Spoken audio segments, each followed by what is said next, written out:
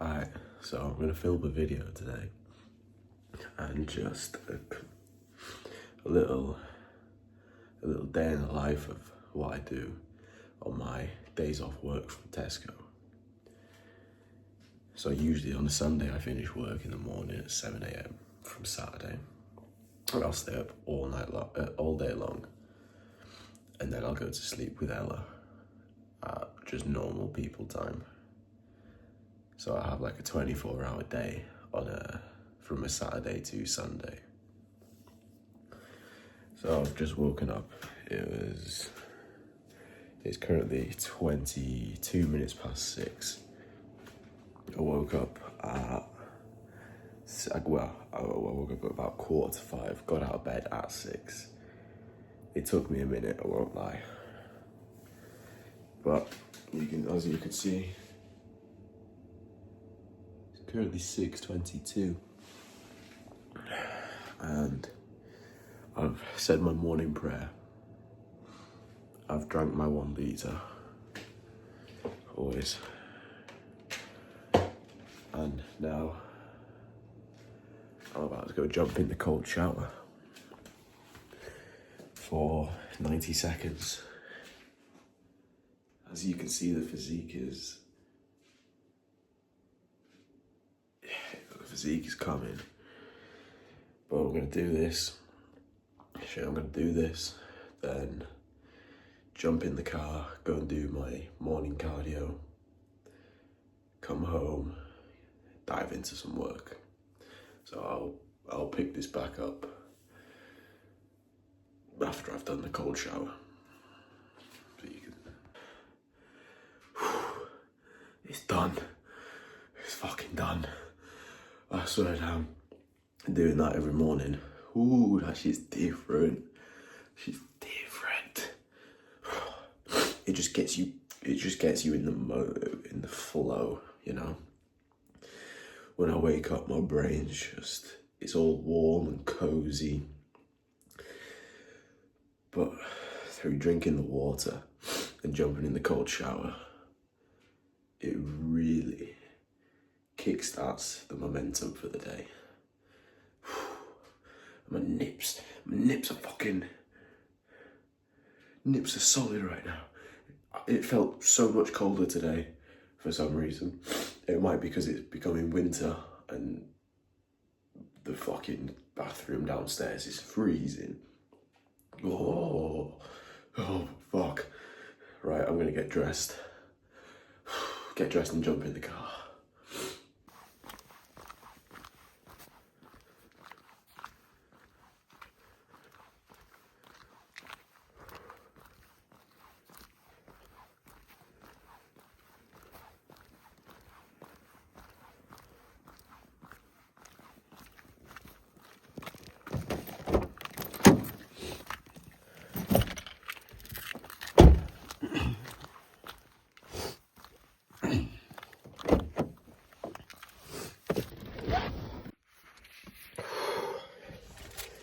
It's freezing.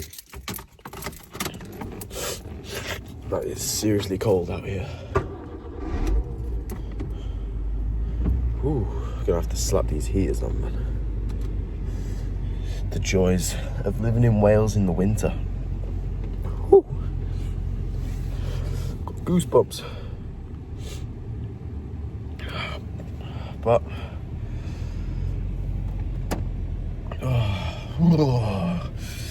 cozy, man, it's cozy. It's like going out of the cold shower and coming out here. Ooh, it's torture. It's real torture. But I'm gonna go get cardio done. 6:43. I hope that picked up the time, but that clock's actually 2 minutes faster, so it gets me to places on time. So it's 6:41 currently. But we're gonna shoot to the gym, do my morning cardio, come back, do some work. And yeah, pretty much it. So I've just finished cardio, showered. It's 8:05 at the moment. And now I'm going to go home and get a crack-a-lacking on some work. I'm feeling quite hungry. I'm feeling that hunger within me now. So I might eat, I might not. I've got to think of what time I plan on training and then going out for food later tonight. You know, every single day. Every single day. Are you okay, never mind then. Don't fucking go. Dumb cunt.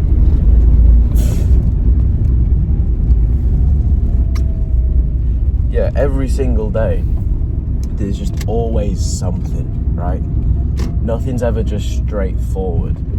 There's always some disruption followed by your intention. And my intention is to smash my fucking workout, smash my meals, get all my work done. But then life just has disruptions. You know, you may run out of food. You may have to go at a different time for your workout. An unexpected job has come up. You need to help a family member with something.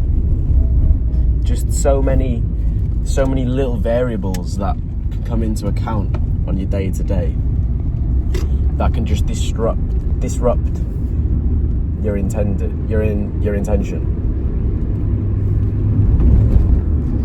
But it's coming to understand that disruption will always follow intention. And this is a thing which held me back for such a long time, because I would get so frustrated at the disruption. I would think to myself, I'm trying to do the right thing. Why is it just not so straightforward? Like, why is this interrupting? Why is this coming up? Why? And I would just get so frustrated because I couldn't do what I intended to do just seamlessly. And then I would spiral. I'd get so frustrated, I couldn't understand it, and then I would just give up. I would give in. I'd push through sometimes, but then I'd give in.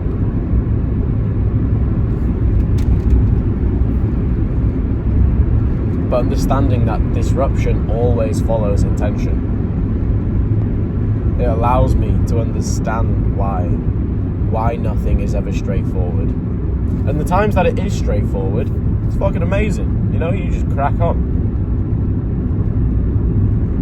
But my mindset towards the disruption is just problem solving. It allows me to practice my problem solving. Now, I've got my to-do list to do today. I need to go and help grandma put some shit in the loft. I got my own business to run. I got my own studying to do.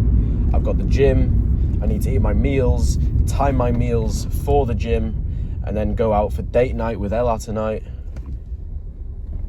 You know, there's a lot to do, and there's a lot to think about, and there's planning and execution required throughout the entire day.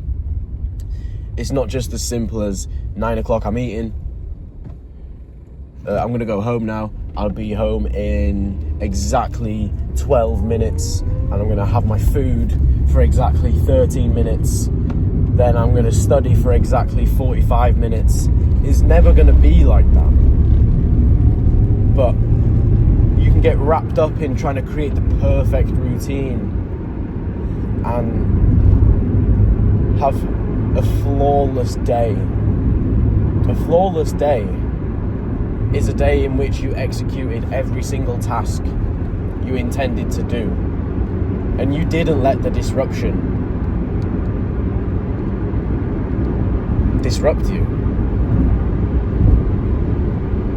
You simply saw disruption as a problem-solving training exercise, because that's what it is.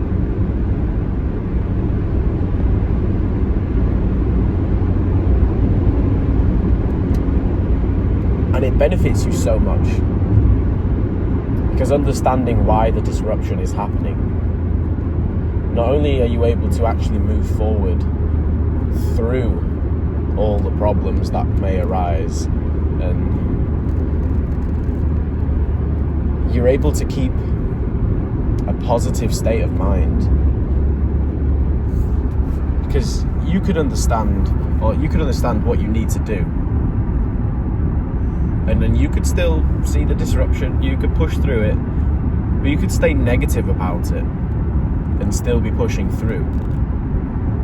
And you want to have a positive state of mind.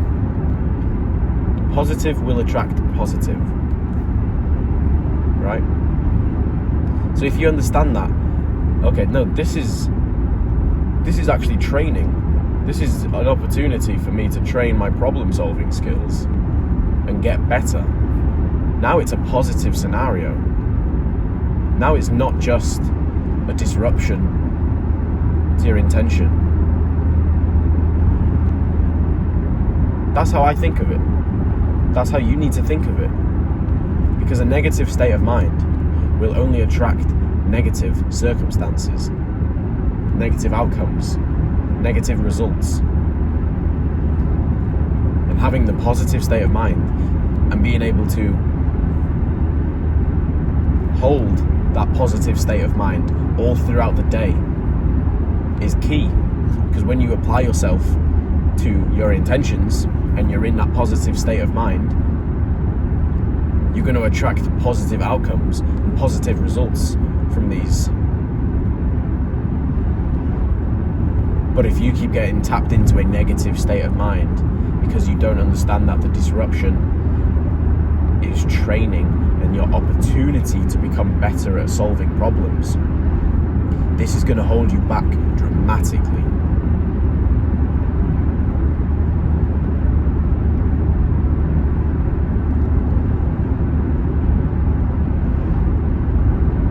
My current problem that I'm working through right now is I need to go home, I need to eat food, I need to start my meals so I can get to the gym on time, get to the gym earlier today.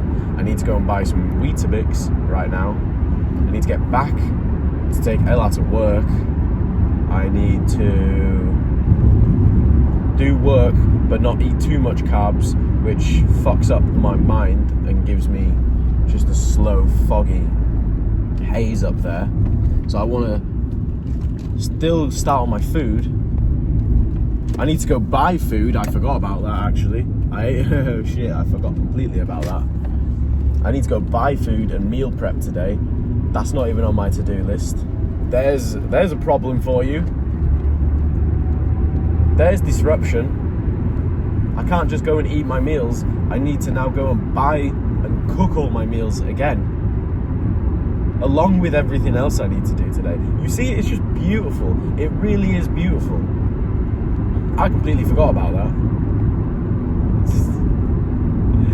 So I'm gonna go buy my Weetabix at least right now, and then I'll get my meat later. I think I have one meal left for the day. That one meal will do as my first meal, get it cracking. And then we'll just move from there, you know. You just focus on the next step. You know? Don't stress too much about the steps afterwards. Just focus on the next step, and then the next step, and then the next step. This step right now, go buy Weetabix. The step after that, go home. You know, if I start trying to think of what I'm going to be doing at 5 o'clock in the afternoon, before I've even figured out what I'm going to be doing in the next half hour, it's not going to work. You know, you just build the day in. I do this all in my mind. I build the day out in my mind. I understand what I need to do because I've written it down, and I understand the times that they need to be done. And then I just start working out, moving things about, managing, solving what task goes in which time slot.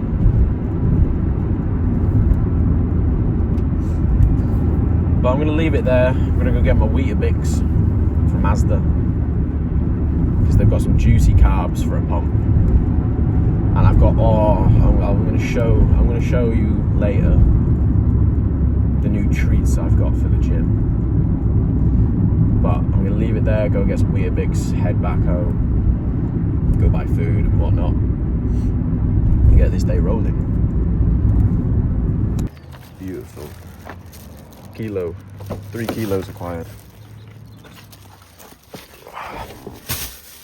Got my cocoa Wheaties, didn't get Weetabix in the end, and my mince and rice already. Beautiful butchers, beautiful.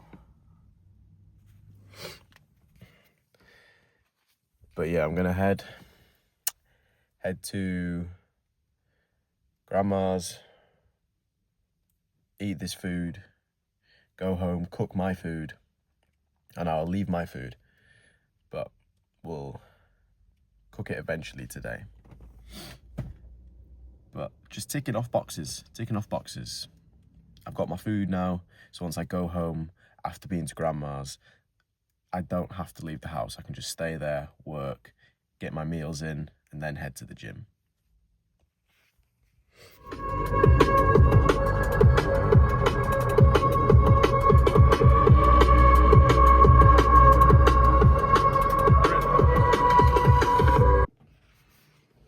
So, looking at USD JPY right now. Got back home, ticked off some boxes, had my first meal, and I've just sat down, and as you can see, I'm looking at USD JPY, and I'm seeing the 4 hours pulled back. We are yet to create a daily wick down here. Now, do we always need to create a wick? No. But look at the previous day. It still created a wick, right? It still created a tiny little wick. There's no wick today. Do we anticipate for the entire week to create a push to the upside? No. We can anticipate for the market to create a push down eventually. And it's just about understanding when that move is going to happen. Now we have this beautiful shift of structure, retest to previous structure on the 4 hour, and what I'm paying attention to is this. The 2 hour is the cleanest time frame for support and resistance. So I'm waiting to see a 2 hour rejection of this support and resistance. Then moving down time frames, we can see evening star on the 1 hour, also very clean at the EMA.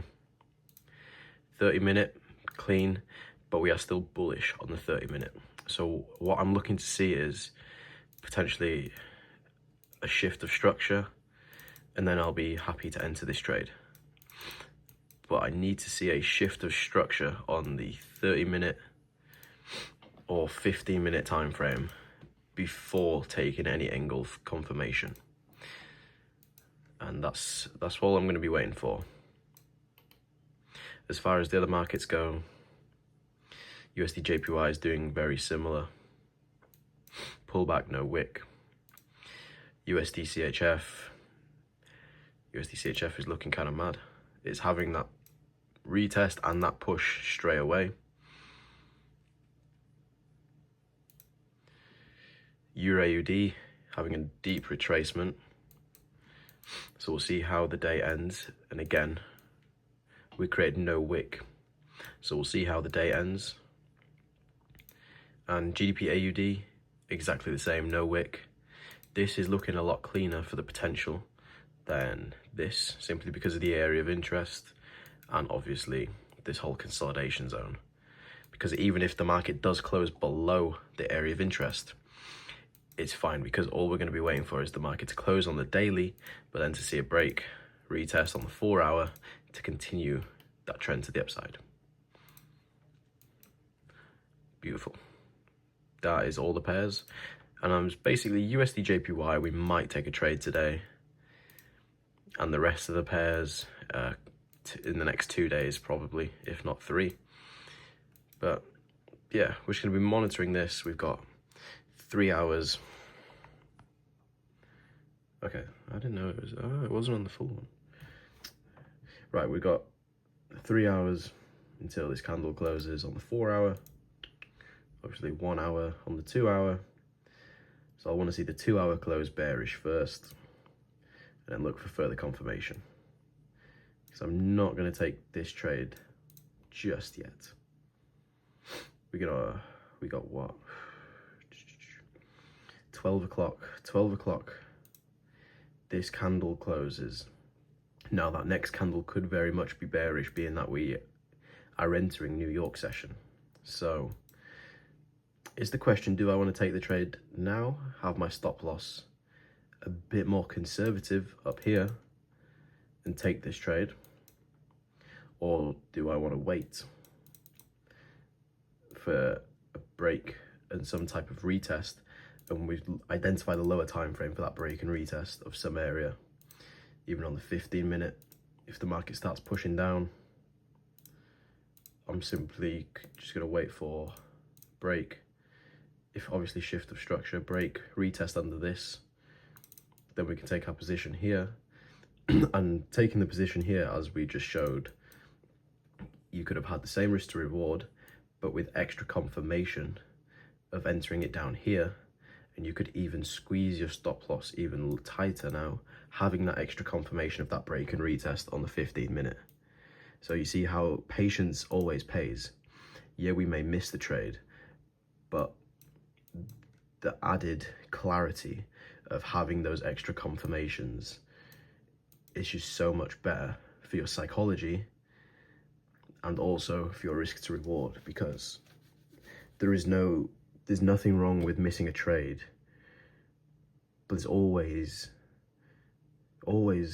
something wrong when you enter because you have FOMO, right? And I just ask myself, if I entered now, would I be entering because of technicals, or would I be entering because I want to catch this move? I want to catch this move because I think I know that the market is going to push to the downside. That's why I'd be entering there. If not, why would you not wait here? Why would you not wait for the break and retest of this? Because that makes so much more sense to wait for a 50-minute break and retest of this, to wait for the 2 hour to close as a rejection candle, to wait for the hourly to close here, all for the sake of just that. You know, you just got to have patience. Never take the first rejection of an area. Never. Right? I just don't do that. I always wait for extra confirmation from a time frame lower than that. So even something as like a lower high here, but the market's bullish. So we got resistance. We're now bullish. The most logical thing for us to do is retest, push to the upside. So this, right? This little zone here, where you might have taken the trade, because the market is going to close in 3 minutes, right? This little zone where you might have taken the trade based off of this is a trap zone, right? This is a trap zone. We're stuck in between a resistance and a support. Yes, the resistance is on the higher time frame and the support is mainly identified on the lower time frame. But you have to understand these things, because this is like a pinball area. Whereas if price rejects this, breaks underneath this also, retests this, rejects this, that is such a strong confirmation from across the time frames that we can take a trade here and we can see our anticipated move of the push to the downside created. And that's what I'm waiting for. That's what I'm waiting for. So we're going to close here in 2 minutes. I'm going to keep the video rolling just to see. We've only got 1 minute, but it's closing as a very nice engulfing. And I'll even admit, right? I can admit, I used to make the mistake. I'd be looking at this right now, and I'd see that engulfing, and I'd be like, fuck, I need to enter. I'd literally be on my computer right now, calculating my lot sizes, on MetaTrader, ready, as soon as that second closed, push. Because I had FOMO, and I just didn't have the patience to allow I didn't have patience to allow the technicals to show me where the probabilities are. I was taking the trade based off of the probabilities that I've created in my mind about my knowledge on where I think the market is going to go. I could think the market is going to go to the moon, but it might just go to fucking Africa instead. It might just go completely sideways instead of going up, you know? You never know. You just never know. So we've got 4 seconds. Boom. Lovely engulfing. Ideally what we want to see now is that little wick pullback to the EMA and then take the sell position down. That's ideally what I'd look for, but understanding the lower time frames, right? Understanding this bullish support, potential support, I ain't gonna take it, because you've got to remember, I'm trading a counter trend trade. So I'm trading this 4 hour, trading with the 2 hour, trading with the 1 hour. But if these lower time frames haven't shifted bearish yet, there's a reason for that. There's still some buyers in the market holding these lower time frames from creating their impulse. And you just have to wait for the lower time frames to shift to indicate that these higher time frames are now ready to fulfill their impulse and fulfill the market structure of impulse, retracement, impulse, retracement. But I was going to leave it there, innit? And I'm going to carry on with my other shit. So, in a bit. Alright, so it's 1:10, and I've just finished reading, doing some studying, got a meal in. I'm about an hour and 15 minutes into the digestion of my meal. So I'm gonna get ready now to go to the gym. I need to make my pre-workout shake, have my pre-workout snack, and get changed. I'm still in the same clothes as this morning. But I want to show this on the markets. USD JPY. As we saw earlier, we were creating that engulf candle, and I explained that this is a trap. This area is a trap zone, right? Because of the lower time frames and their resistance to turn to support being broken above. And you can see how that exact price action is playing out now. But obviously, higher time frame, from this engulfing, the market's already bearish. We're rejecting the EMA, the area of interest. It looks clean, but you have to pay attention to all the time frames, because now you can see how price, realistically, after an engulf candle, a beautiful engulf candle set up like this, we should just see price start melting. But it didn't. It created a doji, now a slower candle. So now we're going to potentially wait for another break, and then this might even be a setup for tomorrow or during the night. Being a JPY pair, these types of pairs can move out of London and New York session. And ideally I want to take trades in New York and London. I mean, I say ideally, I won't take a trade if it's not in those. But we'll see. We'll see. 4 hour closes in 48 minutes. So, yeah, time will tell. All I'm really looking for now, that's not what I'm trying to do. All I'm really looking for now is same shit, break and retest. I'm going to look for, actually, I can see this now. Yeah. You see this? This is our internal structure. So we can see how the 1 hour is creating beautiful, bullish, higher high, higher low, higher high. I want to see a break below not only this level. Where's my fancy tool? I want to see a break below this level, retest, left head, right shoulder, sell position, golden. That's ideally what we're looking for moving forward. But I'm gonna go smash the gym, chest session. It's gonna be beautiful, chest and buys. You know, I'll try to remember to film in the gym. I just get so locked in the zone. I'll just smash it out, but I'll film I'll film what the pump looks like anyways. You know, I ain't got a tripod or anyone to film with me in the gym, so. And plus, I don't want to be one of those cunts when it's busy, especially setting up a tripod, and I don't know, I just like to get on with my workout. I'll be real. Like. So we've got, first time trying this, the Beast supplements, lemon sherbet flavour. Should be tasty. I've had lemon sherbet previously. So, it's a big ass scoop though, fucking hell. Was not expecting that. But I'm pretty sure it says 1 scoop. Yeah, 1 scoop.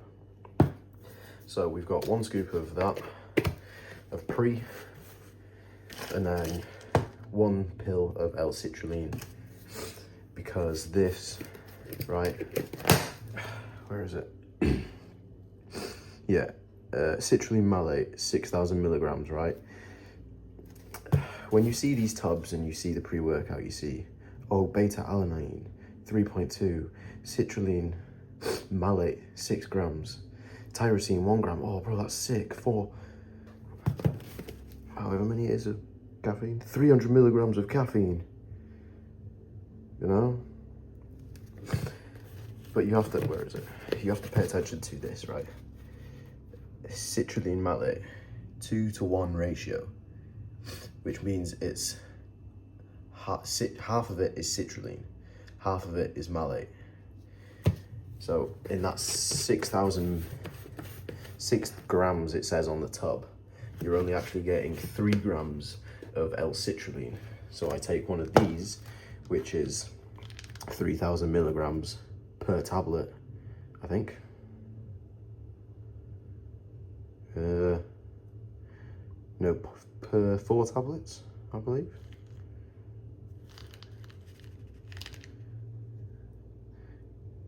I can't fucking tell. Is it? It says amount per serving, daily serving. So 4 tablets of these is 3,000. So you take that and that, which gives you a total of 6,000 milligrams of actual L-citrulline, which is the most of it's between 6 and 8 is the ideal preferred dosage for those increased pumps, you know? And that's just optimizing different areas like that and actually understanding and researching. You can level up in different areas just from little things like that. Better pumps, right? More blood flow equals the better pumps. The better pumps equals more growth. More growth equals my goal being hit even quicker, even better, even more efficient. Yeah? So I'm gonna mix this shit up and then jump in the car, grab my wagon wheel, and then go. Can't lie, right?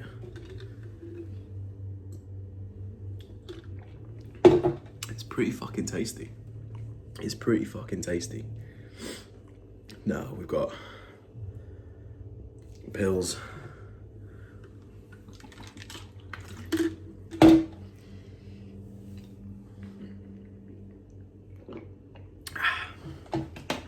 Now we're ready, 30 minutes.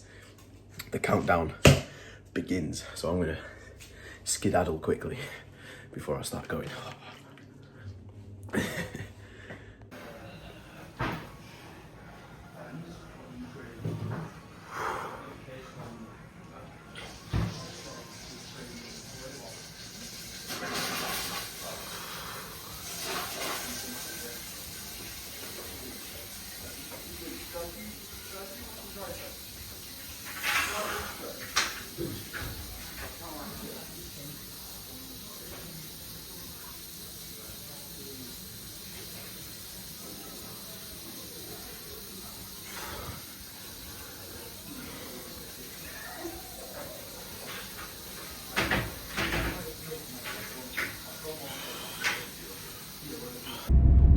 Absolute killer of a session just done. The intensity, woo! The intensity mixed with a carb-loaded body. Woo! It's the best recipe.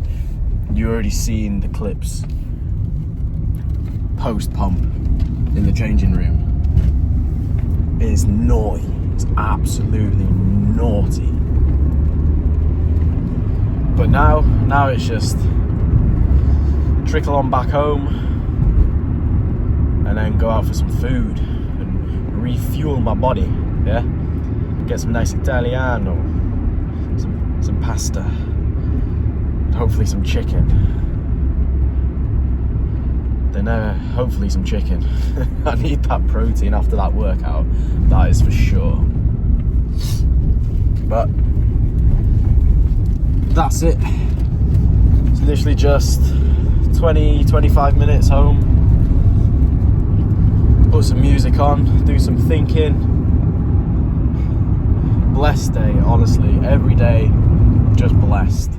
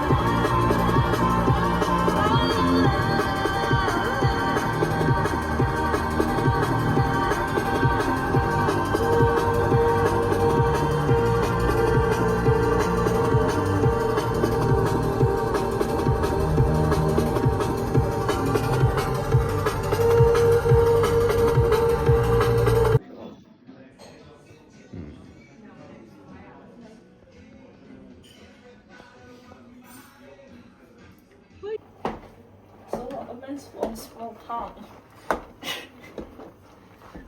That's it, keep going, keep going. Put your back into it.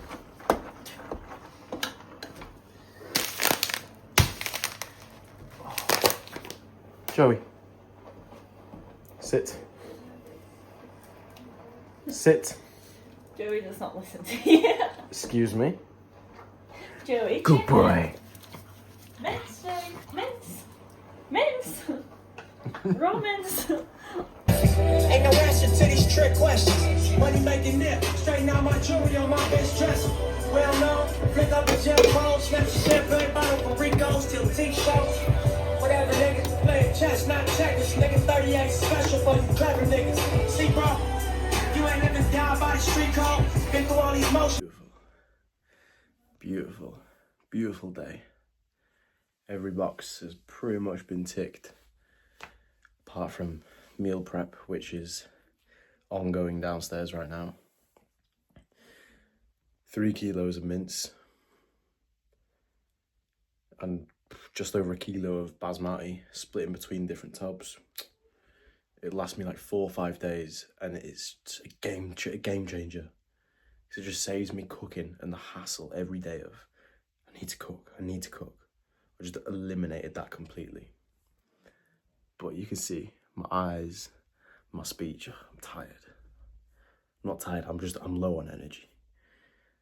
And I'm gonna tick this final box, write out tomorrow's to-do list, and then go to bed and be thankful for another blessed day.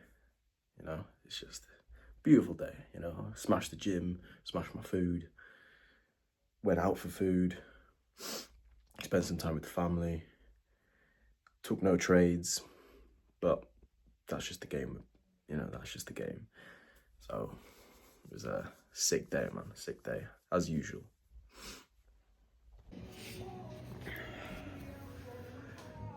Finally, 10 past 10.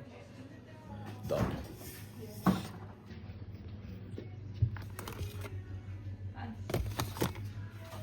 Smile for the camera. What is this? Is it a vlog? My YouTube. YouTube? Okay. Cracking, yeah. Making of a millionaire. Yeah. Making of a millionaire. What he eats on a daily basis. Mince and rice. And dog.